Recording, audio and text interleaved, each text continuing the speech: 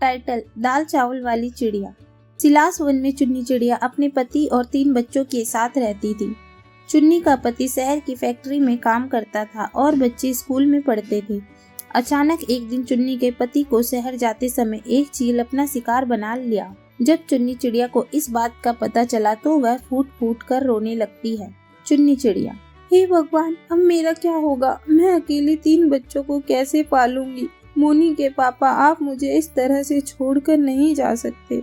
तीनों बच्चे मोनी, रोमू और मिंटू अपने पिता की हुई अचानक मौत के सदमे में थे। इस तरह समय गुजरता है। एक दिन मोनी चुन चुन चिड़िया से घर आकर कहती है, मोनी, माँ, टीचर ने मुझे स्कूल आने से मना किया है। तुमने मेरे पिछले महीने की फीस नहीं भरी, इसलिए उन्होंने मेरा नाम स्कूल से काट दिया। चुन्नी चिड़िया, अरे बेटा, मैं क्या करूं? मैं कहां से पैसे लाऊं? मेरे पास जो भी पैसे थे सारे खत्म हो गए। समझ नहीं आ रहा कहां से पैसे लाऊं। मिंटू, मम्मी, मुझे भूख लग रही है, क्या खाऊं? किचन में खाना खाने के लिए कुछ भी नहीं है। चिड़िया, हे भगवान, मैं कैसे घर का खर्च चलाऊं? अब तो इन मासूम बच्चों का पेट भरने के लिए घर में अनाज भी नहीं है। चिड़िया, मिंटू बेटा, तू थोड़ी देर रुक, मैं उमा काकी के घर से भोजन मांग कर लाती हूँ। तो चुन्नी चिड़िया उमा काकी के घर जाती है।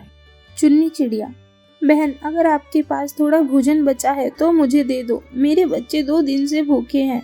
उमा, चुन्नी चिड़िया, भोजन तो खत्म हो चुका है, मैं तुम्हें दाल चावल देती हूँ, तुम उसे पकाकर अपने बच्चों को खिला देना। घर आकर चुन्नी अपने बच्चों को दाल चावल बनाकर खिलाती है। धीरे धीरे समय गुजरता है तो चुन्नी पड़ोसन से मांग मांग कर अपने बच्चों का पेट भरने लगती है। एक दिन उसकी बचपन की सहेली मधु कौवी उसके घर आती है।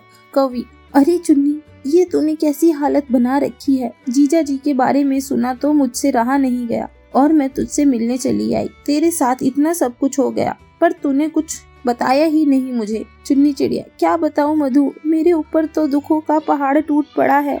मेरे बच्चे बहुत छोटे हैं, इतनी कम उम्र में उनके सर से उनके पिता का साया उठ गया। मधु, चुन्नी, तुम घर का खर्च कैसे चला रही हो? तुम्हें घर चलाने के लिए भी बहुत परेशानी होती होगी ना?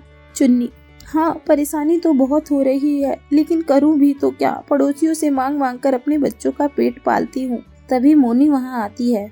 मोनी मधु कौवी से कहती है, आंटी, आप लोगों के लिए क्या लेकर आई हैं? मधु, बेटा, मैं तुम लोगों के लिए चॉकलेट लेकर आई हूँ, ये लो। मोनी चॉकलेट को ले लेती है। चुन्नी चिड़िया, बात करते करते दोपहर हो गई, पता नहीं चला। मैंने सुबह पड़ोसियों से मांग कर दाल चावल लाए थे, मैं अभी बना के तुझे खिलाती हूँ। चुन्नी चिड़िया दाल चावल बनाकर मधु को खाने के लिए दे देती है। मधु कौवी, चुन्नी, तू एक काम क्यों नहीं करती? अभी तुझे पैसों की जरूरत है, तू दाल चावल बनाकर बेचना शुरू कर दे। कब तक पड़ोसियों से मांग मांग कर अपना और अपने बच्चों का पेट पालती रहेगी?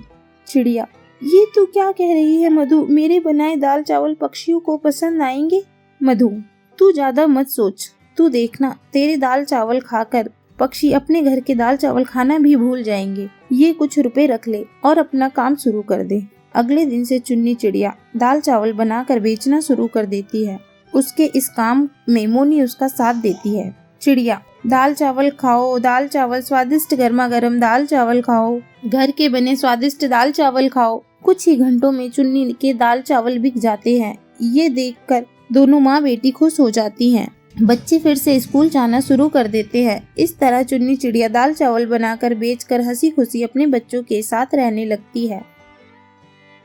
टाइटल, चिड़िया की पहली रसोई। रानी नाम की चिड़िया अपने माता पिता के साथ सुखी से घोंसले में रह रही थी। उसके बड़े हो जाने पर उसकी माँ अंजना उसकी शादी विराट नाम के कौवे से कराने को कहती है। अंजना, अरे रानी बिटिया, मैंने तेरे लिए विराट नाम का कौवा देखा है, वह बहुत ही अच्छा है। अब तू खाना बनाना सीख जा, वरना तेरी सास और पति तुझसे नाराज ही रहेंगे। रानी, अरे माँ, आप जब देखो तब आप खाना बनाने को कहती रहती हो। मैं बाहर जोमेटो और स्विगी से ऑर्डर करके मंगा दूंगी। बनाना जरूरी है क्या? अंजना, बेटा, बहुत जरूरी है खाना बनाना। जब तक तू अपने हाथों से बनाकर नहीं खिलाएगी तब तक वह सब तेरी तारीफ कैसे करेंगे? और सुन, पति को खुश करने का तो तरीका उसके पेटों से होकर ही गुजरता है। तू जब तक अपने पति को अच्छा अच्छा खाना नहीं खिलाएगी वो तेरी उंगलियों पे कैसे नाचेगा? रानी, ठीक है माँ, आप कहती हो तो मैं खाना बनाना सीखूंगी। तो आप मुझे बताओ कि आप मुझे क्या क्या सिखाओगी। अंजना, मैं तुझसे आज पहली रसोई का खाना बनाना सिखाऊंगी, जो तेरी सास तुझे अपनी पहली रसोई में बनवाएगी। तू यही बना देना। रानी, ठीक है माँ। यह कहकर अंजना अपनी बेटी को वो पहली रसोई का खाना बनाना सिखाती है, जिसे बनाने के बाद वो कहती है, रानी माँ, इस गाजर के हलवे की खुशबू तो बहुत ही अच्छी आ रही है। कैसा बनाया होगा मैंने। अंजना, मैंने सिखाया है तो अच्छा ही बनाएगी ना, अभी चख कर बताती हूँ। यह कहकर अंजना उसका बनाया हुआ गाजर का हलवा खाकर देखती है तो कहती है, अंजना, अरे वाह बेटा, तूने तो बहुत ही स्वादिष्ट हलवा बनाया है। अब तो शादी के कुछ ही दिन बचे हैं, मैं तुझे सब सिखा दूंगी धीरे धीरे। रानी, हाँ माँ। कुछ ही दिनों में अंजना चिड़िया अपनी बेटी को सारा ही खाना बनाना सिखा देती है, लेकिन वो बीच बीच में खाना डालने वाला सामान कभी कभी भूल जाती थी। जहाँ एक तरफ शादी की तैयारियां और नाच गाना चल रहा था, वहीं अंजना उससे बीच बीच में खाना बनवाती थी। अंजना, रानी बेटा, आज अपने पति की फेवरेट चीजें बना कर दिखा। रानी, ठीक है माँ, मैं पालक पनीर, मलाई कोफ्ता, पूड़ी और रसमलाई आज बनाकर दिखाती हूँ। ऐसा कहकर वह रसोई में यह सब खाना बनाने जाती है और 2 घंटे में सब बनाकर लाती है और कहती है, रानी माँ, चख कर बताओ कैसा बना है। तभी उसका खाना खाकर अंजना बोलती है, अंजना, अरे बेटा, तुझे तो इतना सब कुछ बताया था, ये कैसा खाना बनाया है। रसमलाई में इतना नमक और तेरी शाही पनीर में इतनी ज्यादा चीनी और पूड़ियों के तूने पराठे ही बना दिए हैं। तू तो पहली रसोई में मेरी नाक ही कटवा देगी। रानी, माँ, मैंने बहुत सोचकर याद करके खाना बनाया था, पता नहीं मुझसे ये सारी गलतियाँ कैसे हो गई। अंजना, बेटा, मुझे तो लगता है तू पहली रसोई में ऐसे ही खाना बनाएगी तो तेरी सास तुझसे पहले मुझे ही गेट आउट कर देगी। रानी, नहीं नहीं माँ, मैं ऐसा नहीं चाहती, मुझे विराट बहुत पसंद है। अंजना, शादी में 2 दिन बचे हैं, अब तू कैसे सब करेगी, रस्म भी तो है। रानी, हाँ माँ, 2 दिन बीत जाते हैं। इस तरह उसकी शादी विराट कौवे से हो जाती है। विदा करते वक्त अंजना कहती है, अंजना, रानी बेटा, मेरी नाक मत कटवा दियो, अच्छे से पहली रसोई का खाना बनाना।